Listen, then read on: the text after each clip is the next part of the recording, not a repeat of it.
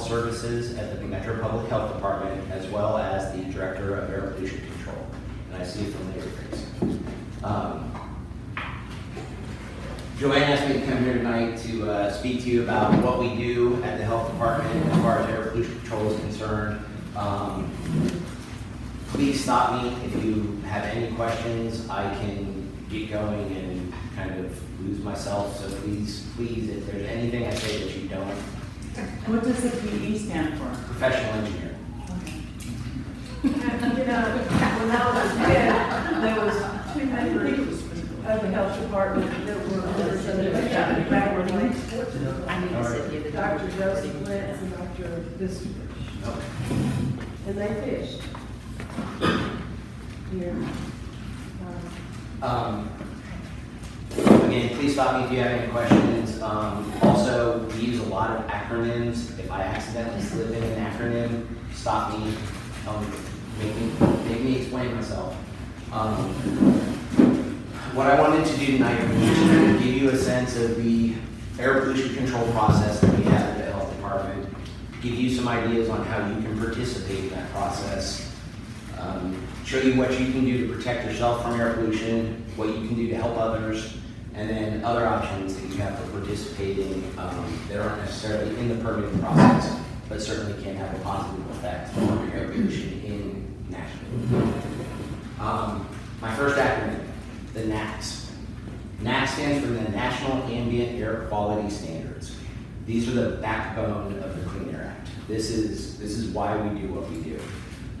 The National Ambient Air Quality Standards, there are 6 of them. They're called criteria pollutants. These are the big 6 that we've worried about since air pollution started. Now we've gotten into all the different hazardous air pollutants, other regulated pollutants, but these are the big ones that really drive where the city goes financially, economically. Being in compliance with these or out of compliance can have a great effect on the city. You'll notice that here it says that there's primary and secondary standards. Primary standards are meant to protect public health. The secondary standards are meant to protect welfare, which means protecting buildings, bridges, livestock, crops. So the primary standard is the one that we really focus on because that's what protects you. And the primary is always more stringent than the secondary. Because they're different pollutants, the medical studies have shown different averaging times are more relative to different pollutants. You'll see that they've obviously got different levels of certain pollutants are more dangerous than others. And then you see the form, and where it says the form, this is how we determine whether we are in compliance with one of these standards. And I know some of these, like not to be exceeded, that's pretty self-explanatory. Annual 4th highest daily maximum 8-hour concentration averaged over 3 years. Everybody knows what that is, right? So what we actually do, we've got monitors running out in the community all day, every day. For ozone, every day, we take the highest 8 hours that we can find. And that's the score for that day. Then at the end of the year, we rank them, and we take the 4th highest one. And that is the score for that monitor for the year. So usually right now we're running around at 66, 67. We're right up there. So each monitor has its own 4th highest each year, and we average the last 3 years to come up with what it's called the design value. And that's what's compared to the standard. So when you see action alert days or the air quality alert days, we may exceed this level, but it's not considered a violation until we have 3 years of that high data, and that's when we get in trouble. So the six criteria pollutant that we worry about: carbon monoxide, lead, nitrogen dioxide, ozone, particulate, and sulfur dioxide. Particulate we break into 2 different categories. There's PM10 and PM2.5. The numbers indicate the size of the particles. PM10 is 10 micrometers and smaller. PM2.5 is 2.5 microns and smaller.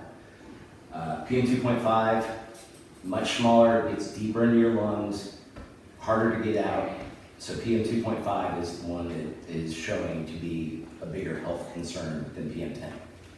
On these where it's averaged over 3 years, and only if the 3-year becomes higher than that, why is it only a problem if it's on average over 3 years and not that amount in 1 year?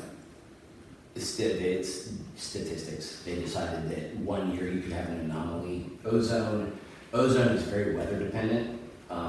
We had, in 2012, we had something like 32 days over 100 degrees. And we had an absolutely brutal ozone season. Those are anomalies, and that's why they try to average them, to capture the trends and to just make sure that you aren't punished for a statistical anomaly. So, that's also why they take like the 4th highest or the 99th percentile, because they're not trying to take that one extreme situation. This is how Metro's numbers compare to the actual National Ambient Air Quality Standards. Those are percentages. You can see that particulate matter and ozone are the ones most concerned. The red is how much of the clean air that we've chewed up. The green is the amount that's left below the standard. Okay. Now, sometimes these can be a little misleading because it's not because our ozone keeps cranking up. We've actually had our ozone going down, but the standard keeps getting dropped too. And that's about to happen with PM. Sometime in the next couple of months, we're going to see a new PM standard that Metro may have trouble meeting.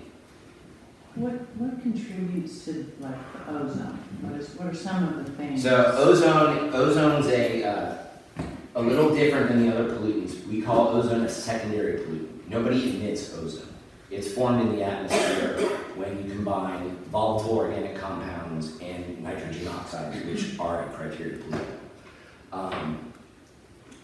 It's fuel burning, it's vehicles on the road, and then ozone is really only a problem in the summer when we get drier situations and heat. And that just helps speed up the chemical reaction. Because I remember like the hairsprays and the stuff that has the. So there's a difference. We used to talk about the ozone, the hole in the ozone layer. So ozone up there is good, ozone down here is bad. So, so ground level ozone, the stuff that we're creating, is bad for us. The stuff that creates the atmosphere protects us. So the pollution control process. Again, everything revolves, sorry, that's a little small. Everything revolves around the National Ambient Air Quality Standards. And if you're in compliance with those standards, then you've got a good program in place. But what we do is we see where we are compared to the National Ambient Air Quality Standards, and then we go through rulemaking. We put regulations in place that we think the city will have an impact on whichever pollutant we're targeting. Okay? Once those rules get put in place, they go through the Board of Health, they go through the Metro Council, they go through the State Air Board, and then they go to EPA. Once those rules are in place, they have the full effect of the federal government. So if you break a local air pollution ordinance, you're violating a federal law. We go through the rulemaking process, and then we go to permitting. We constantly have commercial, industrial, institutional facilities that emit air pollutants, whether it's from fuel burning, from the process they have, whether it's cabinet manufacturing, stains on the cabinets, the sawdust. We issue over 900 permits a year to facilities in Davidson County, from gas stations, dry cleaners, and then those manufacturing facilities. Colleges have big power plants. Those rules get worked into those permits. Every permit is unique to their own facility. It's not a blanket, it's not like a fishing license to go out and pollute. It's tailored exactly to the equipment they have and how their operations work. Once they have their permit and they go out and operate, then we go and inspect and enforce. Having the new rules in place is no good if people aren't following them.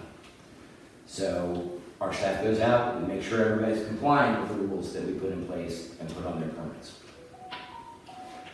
Then we go through air monitoring. As I said, we're constantly monitoring what's going on out there. If the air monitoring is good and we're below the standards, then the NAC determination is good, the rules work, and we stay in that system. If we get to a point where we're violating the NACs, then something has to change. That's when we go back to stricter rulemaking. We get those rules put in the permits, we make sure that companies are complying, and then we check to see how we did. And if it's still a problem, we go through it again and again until we get it right. On the NACs, how does that change, or you said it's kind of ramping up, or what makes that So happen? And the Congress in the Clean Air Act has said that EPA will review the NACs every 5 years. So there's a team called the Clean Air Science Advisory Committee that reviews thousands of medical reports over a 5-year period and tries to determine what the next standard should be. I've never seen one go up. They always ramp down. We are expecting a determination for PM 2.5 in the next couple months. really? How does Metro's permitting process, or is it affected at all by TDEC's permitting? So, relationship? we're kind of independent of the state. Every 2 years, we go to the state air board and seek what they call a certificate of exemption. We give them a list of all the powers and duties we want over air pollution, and if they're amenable, they grant the city of Nashville those powers and duties. So we've had our own program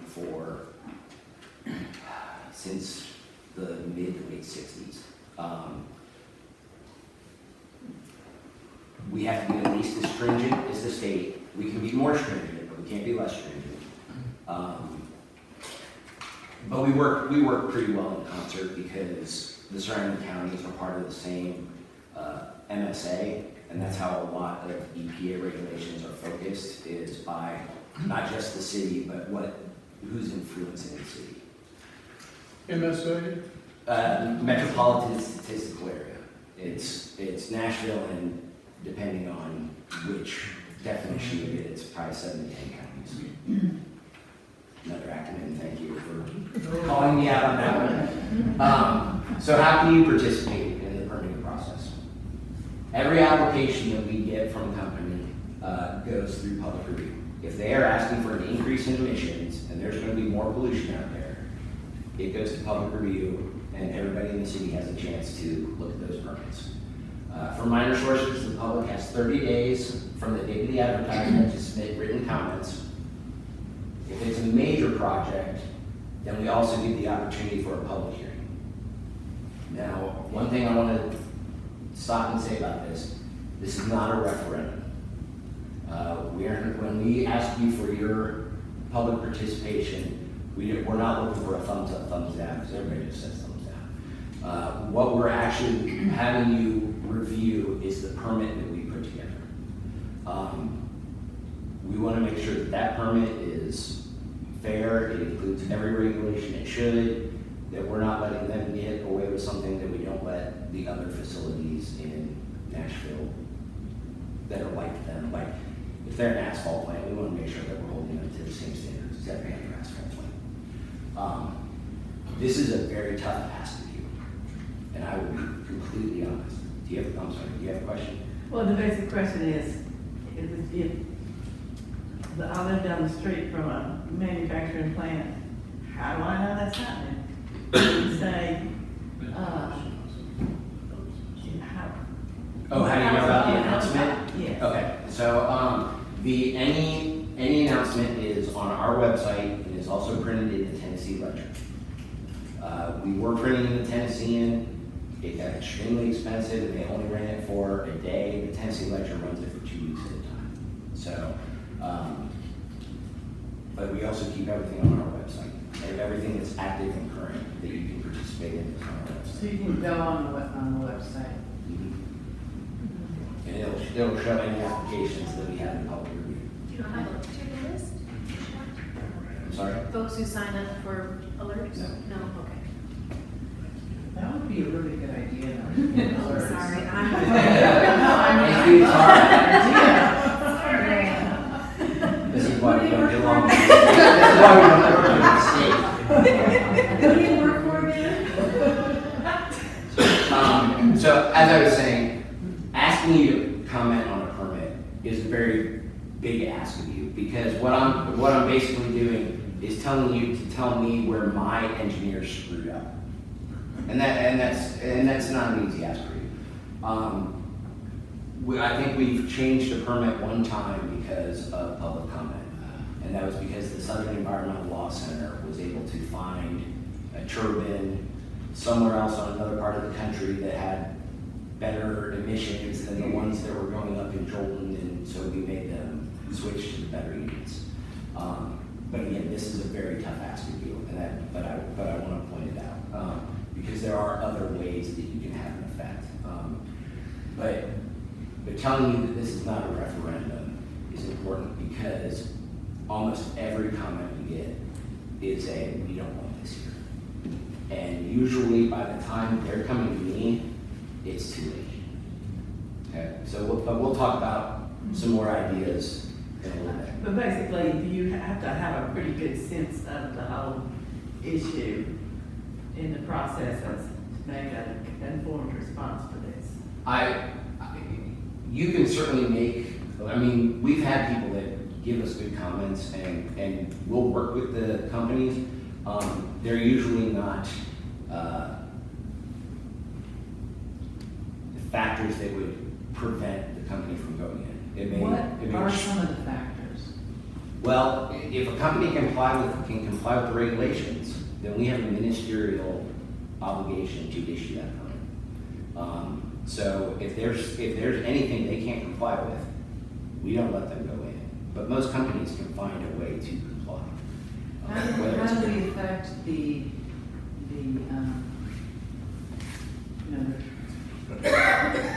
what they're allowed to do? Because like you say, if they can comply, how do you change what they need to comply to? You really, that's in the regulations. So, you can try to get regulations changed, but that's a heavy hill to climb too. I was interested that the one time you changed was due to information from the Southern Environmental Law Center. Do they in general follow what you're doing? They follow big projects, and so that might be a way for this was back in 2015, I think it was. You probably heard about 2 natural gas compressor stations that were being put in Davidson County. They were going on farmland. People were very upset. They were worried about explosions. Some of the 2010 flood had uncovered part of that pipeline up in the Jolton area. There was a lot of concern in the community for those compressor stations. The Southern Environmental Law Center did get involved. They found basically a state-of-the-art turbine that was probably more expensive, but the company was claiming that was not production ready, but we found somebody that owned one, and so we made them put that on because it was technically available. Those gas compressor stations have not been, they're some of the best sources we have. We never hear a word from them. The neighbors don't have any problem with them. They were just worried about the unknown. And so were we. And forgive me if I missed this earlier, but how do you define the difference between a minor source and a major? A major source or major modification is 100 tons of a given pollutant. Can you give an example of the two? So a minor source would be a cabinet manufacturer, a dry cleaner, a gas station. We only have 12 major facilities in Davidson County. Vanderbilt University is one. The glass plant, they used to belong to Ford. There's an aerostructures facility, an aerospace manufacturer over by the airport. Let's see who else. The National District Energy System, that replace natural thermal. I don't know, I'm dating myself a little bit there. It's large enough to be considered a major source. Let's see, we've got, when DuPont broke up, they left one or two sources up there that are individually major sources. There's I think a diaper manufacturer that prints and is a major source for us. But we've only got 12. We used to. What is the tech manufacturer? They print. It's the printing on it, like putting Elmo on there and stuff. So Okay. the VOCs from the printing operation. Is there any environmental justice taken into consideration as to where things are happening? Or? So we do look at environmental justice, but where things are happening becomes a challenge that I'll get to in a couple of Okay, slides. sorry. Okay. Protecting yourself. Who in here knows what the air quality index is? Joanne is. Okay. And the new So- Apple Watches have it on the Apple did they? Watch. Yes. Really? Yeah, if you update your operating system. So, Yeah. the air quality index was made to simplify things. You know, like I showed you, the standard for ozone is 70 parts per billion. If they came on the news and said, hey, ozone's 48 parts per billion today, that doesn't help anybody. That doesn't do anything. So what the air quality index does is takes all of those standards and standardizes them on a scale of 1 to 100. 100 being the standard. Anything above that's an exceedance of the standard. Anything below that is quote unquote healthy. This is the one with the fires that was like 400, 500, Yeah. 600 Yeah, you were seeing in New York. So it standardizes everything so it's easier to understand. They put out a forecast. So this is an app you can get for your phone. You can sign up online. You can get text messages, but you can get the forecast for tomorrow, what they're expecting to see. It's a combination of meteorology and air pollution monitoring. And so they say, we think tomorrow could be an action alert day. And then we spring into action and try and do some things. They also give you real-time information that's very helpful for you if you're planning that hike around the lake or whatever. If you're really interested, you should sign up for this and learn what your numbers are. Because just because the standard's an index of 100, that's not going to affect me the same way it affects each of you. How do you sign up for it? Sorry. You're reading my mind. Is that based on SMA too, or? I'm sorry? I mean, if I live in West Nashville, It'll give you like where you are. It kind of gradiates it from monitor to monitor. So if these two monitors are reading 70 and 68 and you're halfway between them, it's going to give you a 69. So it kind of tells where you are in the area and gives you a pretty accurate number. Sir? I believe I've got the site you're talking about, airnow.gov. Yep, that's it. Yeah. So we should be green. I'm hoping. So it's your data, the EPA is sharing it with everybody? Yes, we collect data, the state collects data, all that gets immediately sent to an EPA contractor so that they can update every hour. Like I said, we're not all gonna have the same number. Pollution's gonna start affecting some of us before others. So it's good to know that when pollution gets over 80, I start to feel it. You know? It is currently 38. Yeah, it should be pretty low, right? Yeah. And I think tomorrow is forecasted for a 51, so tomorrow should be a good day. But it's important to know that if you're hiking and you're starting to feel it, you know, like if my wife has asthma and she starts feeling it, I check and say, okay, you know, 110 is too high for you, you know, or 90 is too high for you. And then you can plan your day. You can take that jog or that trip to the supermarket, whatever. You can base your day better and hopefully not have the same effects. This is how they break it up into the different color codes. 100, this is the cutoff for the standard, so obviously anything above this is bad air pollution. I've only seen red in Davidson County, I think, one time. And it wasn't the Canadian wildfires, I think it was the Sevierville fires. It was the what? The fires in Sevierville Oh, right, yeah. in 2015 or so, 14 or 15. So are there certain kind of trees and stuff that you shouldn't have? I don't know that one type of tree puts out more pollution than another one. I know. But this isn't pollen, right? No, this is not pollen. No, but Has nothing to do with trees pollen. absorb it. Trees So absorb trees it. are good. Again, we look for most of our days are going to be green and yellow. You will see occasionally in the summer, we do have an action alert day that gets us into the orange. Okay, this is the website, but I've got flyers and handouts for you, so you don't need to scramble to put this down. I'll have handouts for you. Okay, what you can do to protect others. Very simple things. Transportation tips, obviously, we encourage when there's an action alert day that you carpool, that you limit unnecessary trips, that you mow your lawn, in more favorable hours instead of the heat of the afternoon. Maintaining your vehicle is a huge thing. It's crazy, but just having your tires inflated correctly makes a big difference. It makes a difference in your mileage, it makes a difference in how much gas you're burning.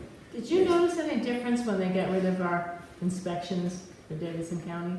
Did it make any difference on the air quality? We haven't noticed yet. Okay. That program, cars have gotten so good, Yeah. that program was not providing much. It seemed like that. Especially at the price that it was costing citizens, we had to.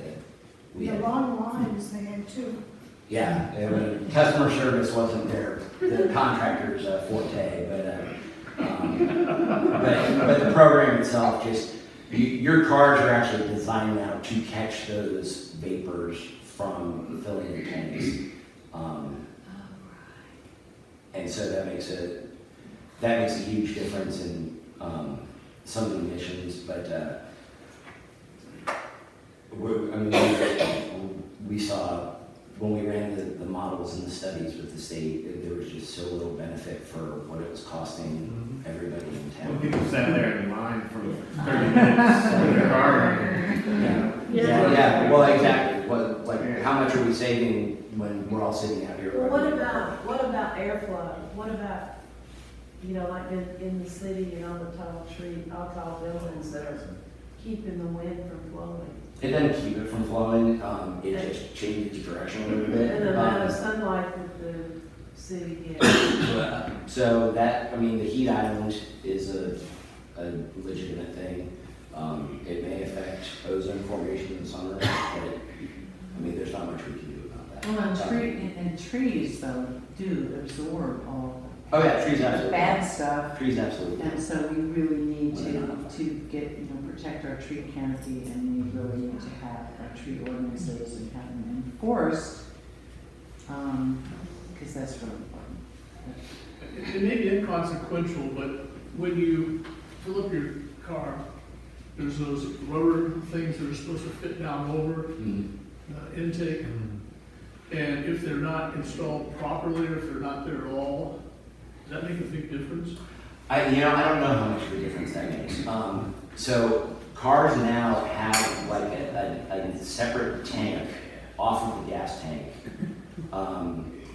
So let me back up a little bit. We used to have what was called stage 2 vapor recovery in Davidson County, where the gas dispenser actually sucked the vapors out of your gas tank while it was filling it with liquid.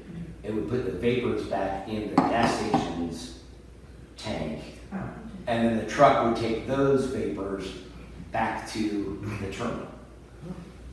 Now that your cars have gotten so good and they're capturing those vapors themselves, the stage 2 doesn't, it actually fights with your car and actually becomes a problem. So, they're both fighting for those vapors, and you end up getting actual air into the gas tanks, and the pressure relief valves will pop, and you get emissions to the atmosphere. So that's why that stage 2 has gone away. How much those rings do, I honestly don't know. I mean, if it gets to the ring, it's only holding it until you pull that thing away. Yeah. And it's gone anyway. So I'm not sure how much it does. Someone told me that, like in Chicago, that the big buildings, they provide their own heat with their electronic stuff inside them, that they don't have heating and air conditioner system. I can't I say. mean, we're getting so many big buildings, I mean, you know, it's just, it's so, Is that scary. right? What do you look like? The, you know, the sign saying don't tip off your, is that in all around that when you're filling up? Yeah, that's why they tell you not to top off your tank. You're just Yeah. squirting it back into the system. Household tips, there's obviously environmental friendly products. Watching your thermostat, Energy Star appliances. But here's my biggest one, no open burning. Open burning is not allowed in Davidson County. Period. There are a few situations for recreational fires. Sometimes churches have bonfires that the fire marshal and we will allow. If you are on a device that's designed for cooking, obviously you can use your barbecues, things like that. But the contractor that's got some scrap wood that he wants to get rid of, that's not allowed. All those tree limbs and stuff you gathered in your yard, you can't burn those. You can either take them out to the curb or find another way to dispose of them. Well, if that's an issue, then why are there so many different big galas with fireworks everywhere? I mean, the fireworks make me sick. Oh yeah, no fireworks are a problem. We, on 4th of July, we definitely see a change in the temperatures from 4th of July. What about fire pits? I'm sorry? What about fire pits?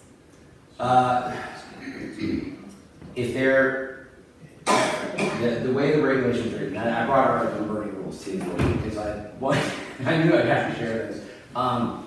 We look the other way on fire pits until we get a complaint. If a fire pit is bothering somebody, we'll come out and stop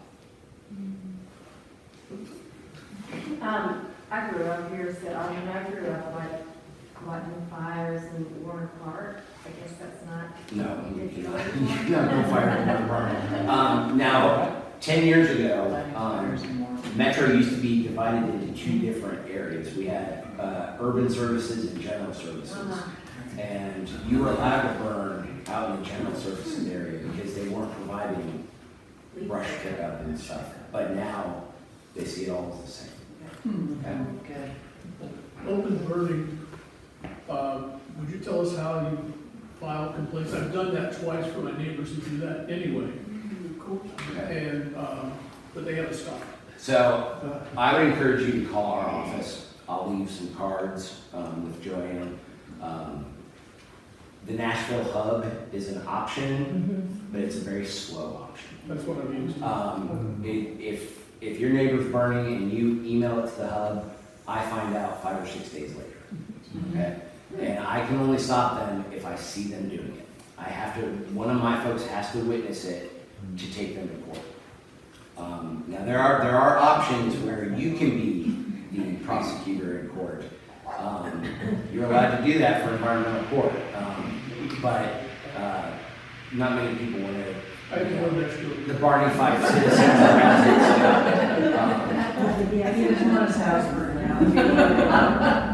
So yeah, call us if we can get out there while it's happening. We'll start with letters. We'll go with citations. If citations aren't working, we'll do civil warrants. Thank you. Will video not work for him, like to video it?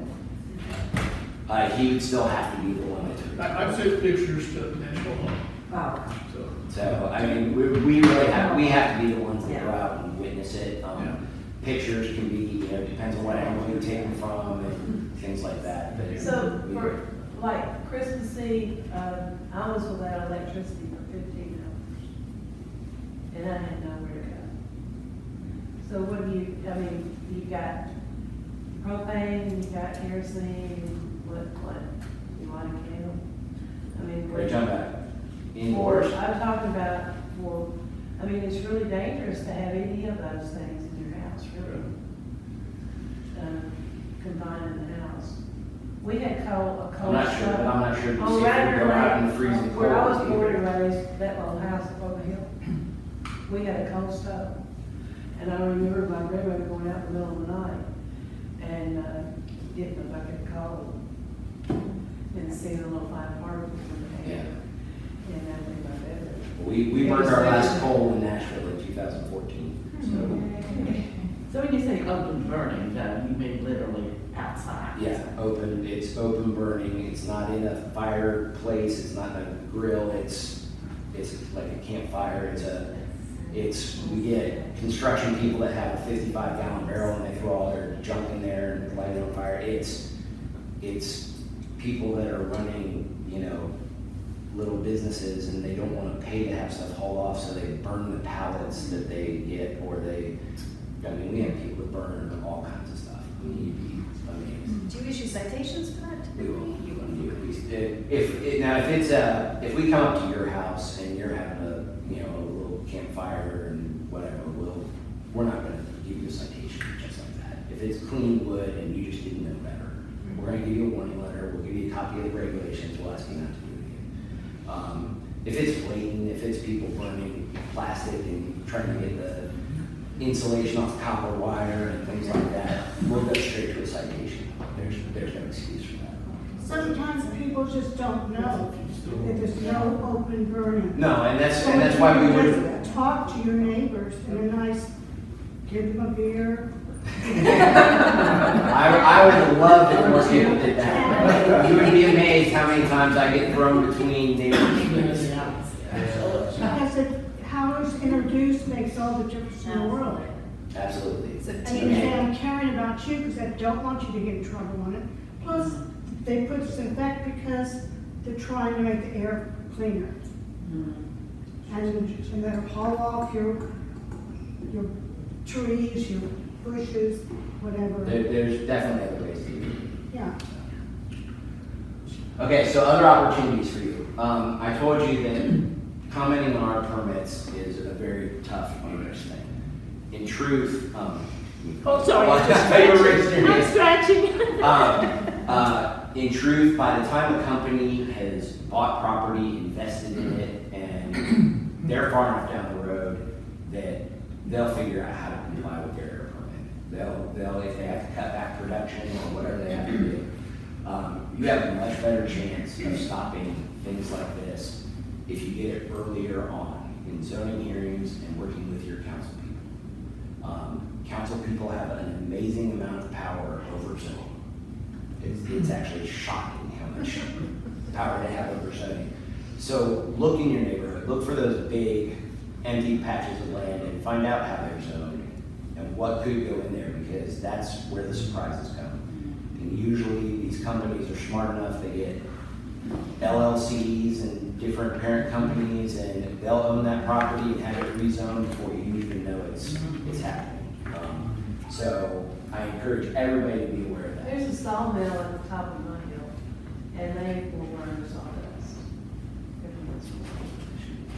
What else can they do? What other options? They sell it. People buy sawdust to burn in boilers and it's a fuel. It's not a fuel for open burn. I mean, it's a great fuel.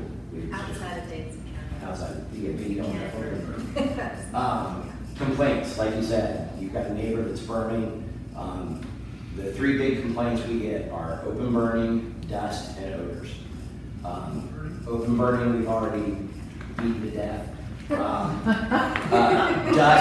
Dust usually comes from construction sites, and that's usually pretty easy for us to rectify. Odors are a complicated one. We can deal with odors if they're a regulated weed. You may smell something that is just absolutely nasty, but if it's not a chemical that we see as a public health threat, then there's nothing we can do about it. And there's a good reason for that, because we don't want to get involved with, you know, the Chinese restaurant complaining about the Indian restaurant, and the Indian restaurant complaining about the Chinese restaurant, and then, you know, who's to say what's offensive, what's not, or, you know, neither. I've had people calling, complaining that their neighbor cooks bacon, but they're kosher, and it offends them.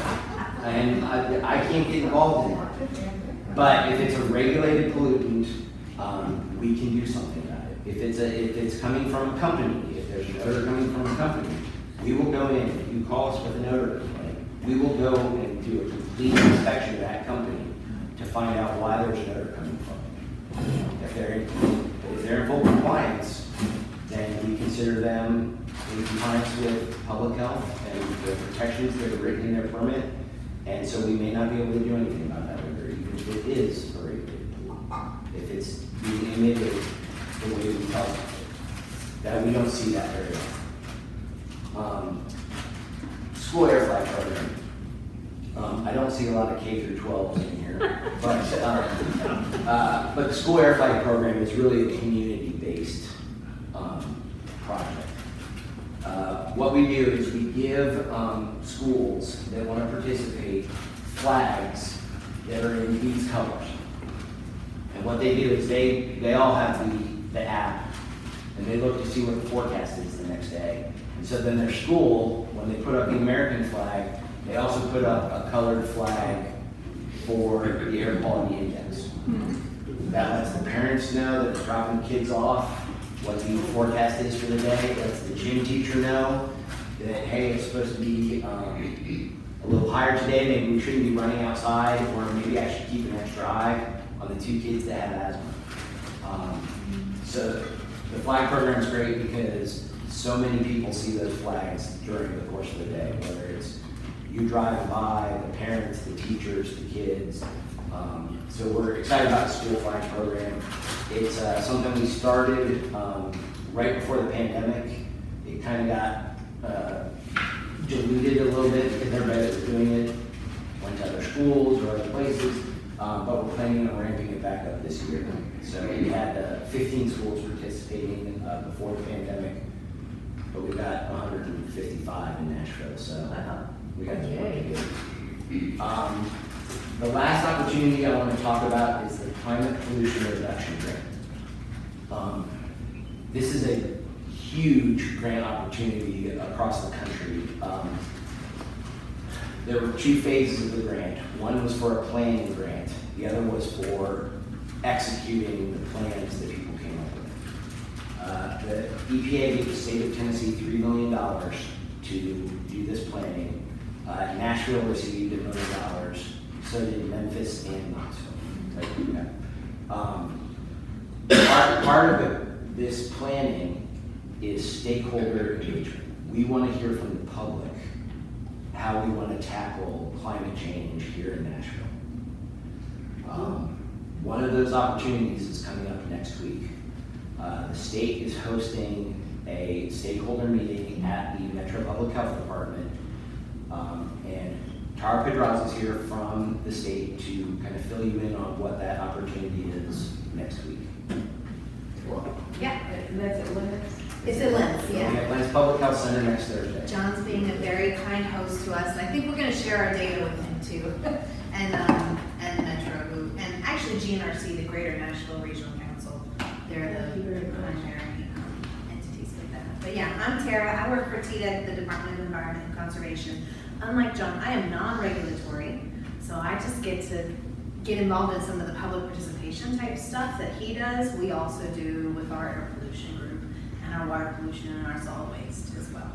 But I want to talk to y'all about the Tennessee Voluntary Emissions Reduction Strategy, or TVERS. That's what we're calling our statewide climate plan. Well, we're not calling it a climate plan. We're calling it an emission reduction plan. And because, you know, by taking this money from EPA, we are looking at different measures we can take to reduce the amount of air pollutants that John has talked about that are in the air that are also contributing to climate change, right? And so, like he mentioned, we've got the money for this phase 1 plan. we're calling it a PCAP, a Priority Climate Action Plan. We have to have that done by March 2024. So we have like, I don't know, 9 months to get this giant plan conducted for the state of Tennessee that is going to include a greenhouse gas inventory, specific measures to reduce emissions, and then quantified emissions data. So right now, we don't really know across the state, like what are our major sources of those climate change producing gases. So we'll have a good study of that. And then those measures that we'll talk to you all about, what are some things you want us to do or you want to see done across the state, municipalities, cities, counties. Once we get those all inventoried and converted into measures that we'll have to calculate how they will reduce emissions, right? And so once we come up with all of that, there is some EPA funding to fund those plans and actually complete those measures. And so that's what we're all rushing to try to get all of these different stakeholder engagement, get your opinions as to what sort of actions or measures we should take to reduce these climate gases. And then if those measures are in our plan, we can then have them apply for this EPA big pot of money, $4.3 billion that they have across the nation to fund some of these actions. Exactly when is this meeting at Lynn's? Okay, so our meeting is next week, next Thursday night on the 19th. It's going to be, we're going to talk a little, we're going to set a baseline knowledge, which all of y'all are probably already aware of, on like, what are the greenhouse gas contributors, what are the sectors, what are some potential actions we could take. And then we're going to break up and have small group discussions about this. And so we have facilitators at the tables, and we're going to have really try to glean what are some of the things you want us to do to reduce those air pollution and emissions. And so that's our information. You can register to attend. We're going to have some light refreshments, similar to kind of without the alcohol. Yeah, there will not be wine at We're going to have some light refreshments because it is the dinner hour and conversation. You have to register. You don't have to register, no, but like John was saying, we have 120 capacity in that room. What happens if we have more than 120? I don't know. We had like 30 registered, so we'll have a good crowd, Yes, Antoinette. So is it all about reducing, or is there any, opportunity for, like, our tree canopy, the trees again, our tree canopy and all the developers who are just chopping out all the trees and that soaks up. They're sinks, right? Carbon sinks. Exactly. So would that? That does fit into this. So if you say your priority is to plant more trees and to develop our tree canopy or recover our tree canopy, that can be one of the measures. Yeah. To save our tree canopy. Yep. Yeah, and to stop them. What we would need then is we've hired a big fancy engineering firm to calculate like how much carbon is taken out if we plant an acre of new trees, right? And so we have to calculate that in some way. It's not necessarily planting, it's like you stop taking out the old growth trees and just clear, the tree ordinances that are enforced. Okay. So they're already here, but they're gonna disappear. Yeah, potentially. Okay, so that would be part of it. Yes. Is what you're looking for community-based, because of course it's, public policy-based and funded, campaigns and projects would not enter into here. We can talk about mass transit, but you're looking for community-based ideas for reducing emissions and pollution. No, I think mass transit is on the table. Yep, so if that comes out of our discussions that we want less cars on the road, we want investments in mass transit, then that is something we will consider A as a grant measure. through that funding stream could actually include that ambitious focus. Correct. Okay. And if you remember, GNRC is also the MPO, so I think they have they really want to see some discussions on, around transportation. So that's the QR code to register. If you just go to our website, kind of hard to find, maybe I'll be TNW/environment. sending these slides out to Oh, everybody. wonderful. You have- So if you And I have make little sure you cards. Sign in. If you can't make it on the 19th, We have a survey that is up right now, and it's kind of the discussion that we're gonna go through on the 19th, just in an online version. So I have little cards I can give out to you all to take home and get the survey. And then that's kind of what it looks like. It's pretty easy, 5 to 10 minutes, and we just wanna hear basically what do you want us to focus on? What are you already doing to reduce air pollution and emissions in your homes or lives? And then what are some of the challenges that you face in trying to do that? And what are the opportunities that you want to see us partake in? One thing that's bothered me for a long time, you see those services where they mow your lawn, and they have this truck just filled with all these great big gas mowers. And I've heard mowers, one mower is equivalent to about 10 cars driving huge distances. Is anything ever going to be done about that? And then where I live, there occasionally we have one person who gets in a souped up car and around, and he always gets away with it. But again, So, you know Andrea Knoll at TDOT? She runs our CMAQ money, congestion mitigation funding that we have. She has a pilot project where she had all of our TDOT crews who go and like cut trees and mow, switch from gas to electric, and she quantified how much like emissions reduction was from that, and it was, you're not wrong, it was significant. I've switched to electric. I've been using that for 8 years. It's clean, it's easy. Yep. Noisy. In the beginning, they weren't real happy. They've got more powerful, Yeah. yes. And now it's just beautiful. But when I look at them, when they come in, they do like 5 different lawns. And these things are huge, and I'm sure they have no controls in there to stop pollution. And And why they're doesn't quieter the city too, do yeah. something like that? Because it's probably putting out more pollution than most manufacturers are doing out there, which you regulate. Right. I think that's So- low hanging fruit. Obviously, we have some numbers to back it up, I mean, basically. I live in an apartment complex, and I don't really have any control over it, but I feel, I mean, I guess I have my purse, but my purse is not very big. Yeah, I mean, I know it's just Yeah. freaking. Well, or our state parks, right? Wouldn't it be great if all of our state parks used electric tools? All of our golf courses do mow with electric mowers now. And I'll tell you, and the reason, well, let me jump in, the reason that you can mow with electric and the state parks can do a golf course with electric is because it's an hour of work, you burn through your battery, Yeah. and then you recharge it.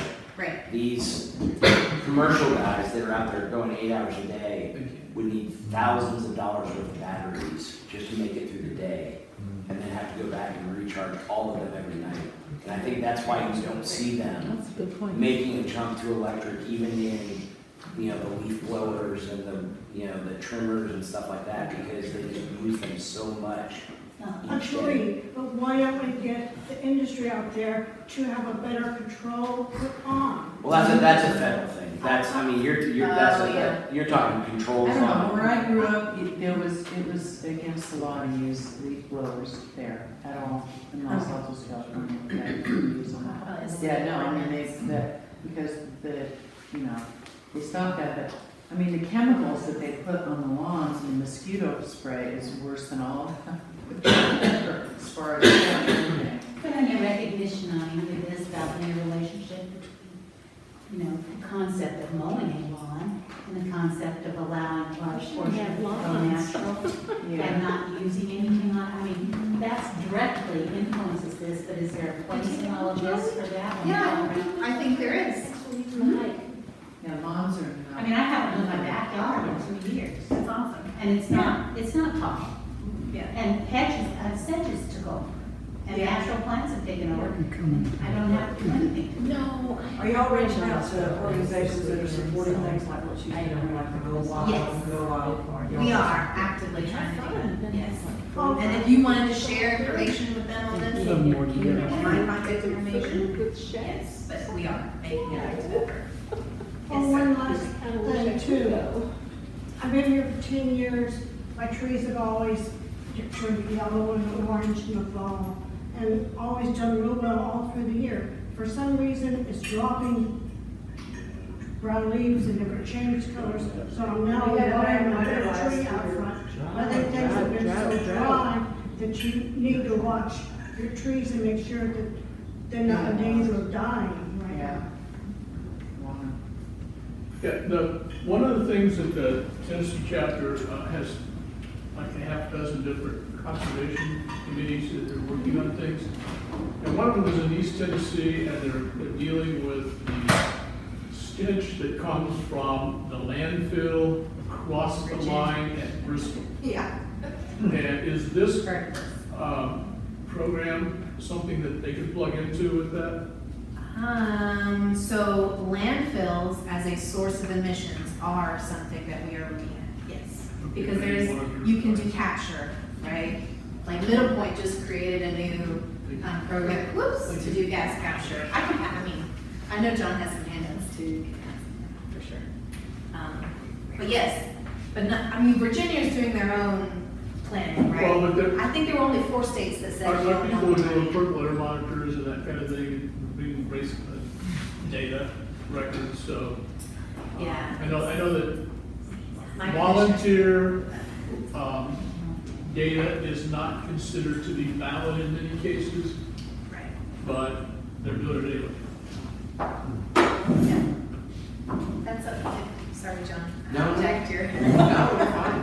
I just want to give a shout out to the Metro Health Department building, the new building there, the Silver Leads building. Nice. That big, I mean, it is gorgeous. When the sun comes up, the lights go dim, and it's, We're excited to have our meeting. I'm retired from there, I'm proud of it. That's so nice. It is so nice. That's all I have, so. I'll speak. Any other questions? One of the things I shared in the public radio charge the other day was how TDA is getting a permit and they're going to be